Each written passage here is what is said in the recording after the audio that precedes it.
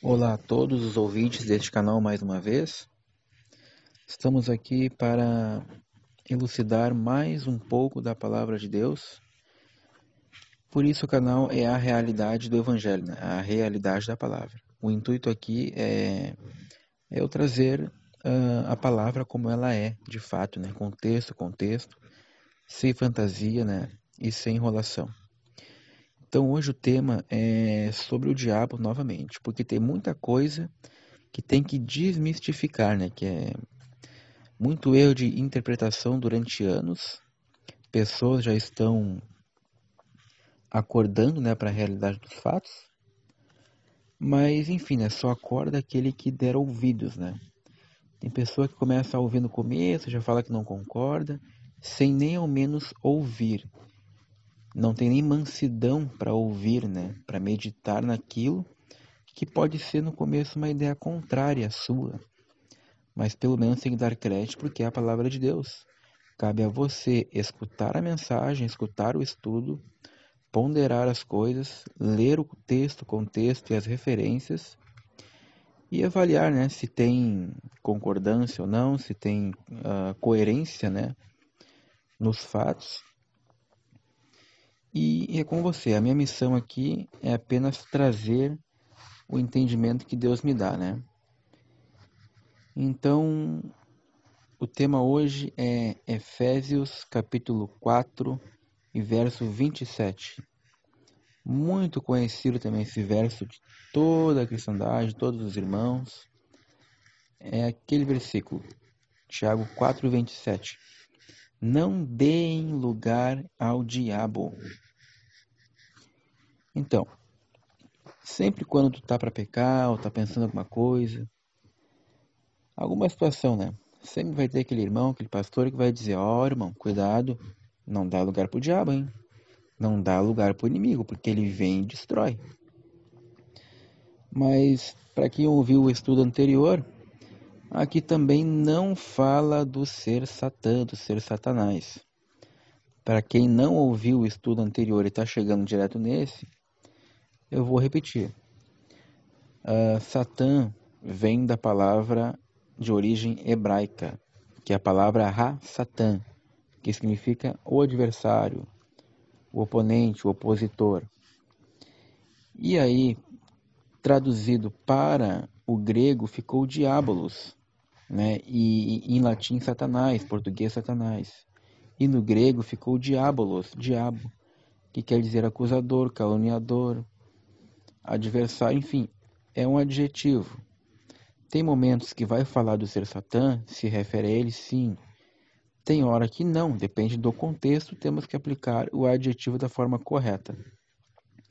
Exemplo, naquele versículo que não lembro qual é o evangelho exatamente, mas que todos conhecem, que Jesus, o Messias, ele estava conversando com os discípulos, ele disse que estava chegando a hora dele, que ele iria ser entregue aos homens, né, para ser crucificado e morto, e ressuscitar ao terceiro dia. Então Pedro disse a ele: de maneira nenhuma, Senhor, que eu vou permitir que você morra, tal e tal, né? E o que o Messias disse para ele? Para trás de mim, Satanás. Tu não cogitas as coisas de Deus, mas sim das dos homens. Ou seja, ele chamou Pedro de Rassatã, na língua hebraica que ele falava, aramaica, né? E aí muitos dizem, mas é o Satanás que entrou nele. Não, era uma linguagem hebraica para dizer que o Pedro ali estava sendo um opositor, que é isso que significa Rassatã, Satanás, Satã, opositor. Pedro estava se opondo à vontade de Deus.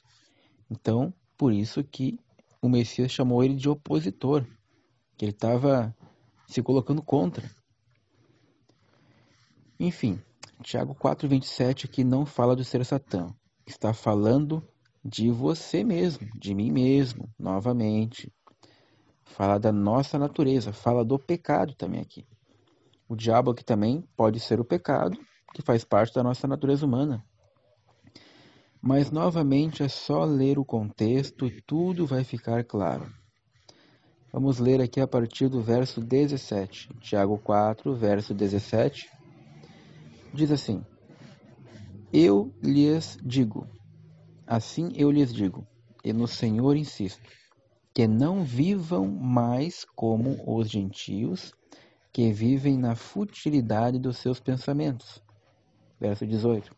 Eles são obscurecidos no entendimento e separados da vida de Deus por causa da ignorância em que estão, devido ao endurecimento dos seus corações, tendo perdido toda a sensibilidade, e eles se entregaram à depravação, cometendo com avidez toda espécie de impureza, falando de pecados, natureza humana. Todavia, não foi assim que vocês aprenderam de Cristo. Verso 21. De fato, vocês ouviram falar dele e nele foram ensinados de acordo com a verdade que está em Jesus. Verso 22.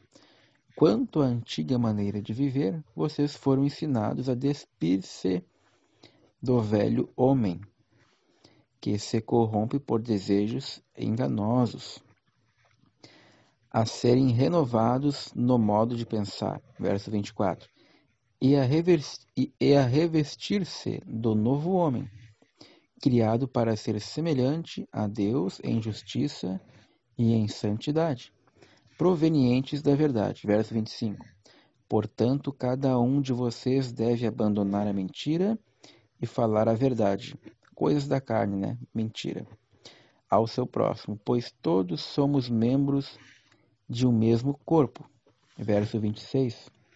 Quando vocês ficarem irados, não pequem. Apaziguem a sua ira antes que o sol se ponha. E aí vem o verso 27. Não deem lugar ao diabo. E aí ele continua o discurso. Verso 28.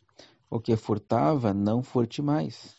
Antes, trabalhe fazendo algo de útil com as mãos para que tenha o que repartir com quem estiver em necessidade. Verso 29.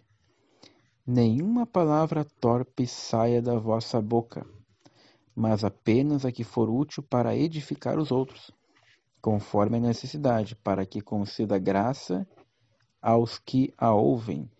Não entristeçam o Espírito Santo de Deus, com o qual vocês foram selados para o dia da redenção. Livrem-se, verso 31. Livrem-se de toda amargura, indignação e ira, gritaria e calúnia, bem como de toda maldade. Sejam bondosos e compassivos uns para com os outros. Verso 32. Perdoando-se mutuamente, assim como Deus perdoou vocês em Cristo. Então, o texto e contexto antes e depois do verso 27 fala totalmente da carne, da natureza pecaminosa, fala do velho homem, fala do pecado. É disso que ele está falando. E aí o verso 27, não deem lugar ao pecado. É só entender o adjetivo aqui. Diabo, aquilo que está se opondo, aquilo que nos acusa, é o pecado, é o velho homem. Não deem lugar à vontade da carne. Não deem lugar ao seu velho homem. Antes se revistam do novo homem. Não deem lugar ao pecado, porque Deus vos perdoou em Cristo. Né? Então aqui o texto fala do pecado humano. Fala da natureza carnal do homem. Todo esse contexto aqui fala de pecados. Gálatas capítulo 5 vai dar uma lista de pecados lá. E também Hebreus 12:4 diz assim, que complementa o estudo anterior, que nós ainda não resistimos até o sangue combatendo contra o pecado. Outras traduções diz que nós ainda não demos a nossa vida para resistir ao pecado, combatendo na luta contra o pecado. Resistam até a morte. Engraçado que a Bíblia não diz para nós resistir o ser Satanás até a morte. Não, a Bíblia enfatiza que nós temos que resistir ao pecado até a morte. Então, teremos a coroa da vida eterna. Não por estar lutando contra o ser Satanás ou resistindo ao diabo. Ele não nos separa de Deus, ele não tem poder algum. O que nos separa de Deus é o pecado, a maldade do homem. Se fosse o diabo culpado pelo pecado do homem, lá em Gênesis 6, Deus disse assim, e viu Deus que o coração do homem era inteiramente mau. Então Deus decidiu destruir a terra, né? Através do dilúvio, né? Por que Deus não falou ali que o Satanás era a causa da maldade? Não. No coração do homem está o mal. E para isso, tem que vencer o pecado. Tem que vencer a natureza carnal. Então esse era um breve estudo, apenas explicando essa passagem mais uma vez, mas eu acho que muitos não entendiam assim. Se não entendiam, por favor, coloquem aí nos comentários aí, para nós saber, né, qual é a opinião de todos aí, se quiserem, né? Se não quiserem também não tem problema. Mas é bom saber, né, o que o povo está achando. Mas eu acredito que muitas pessoas não tinham esse entendimento. E logo vou trazer mais mensagens também a respeito disso. E muito obrigado aí pela atenção. E até o próximo vídeo.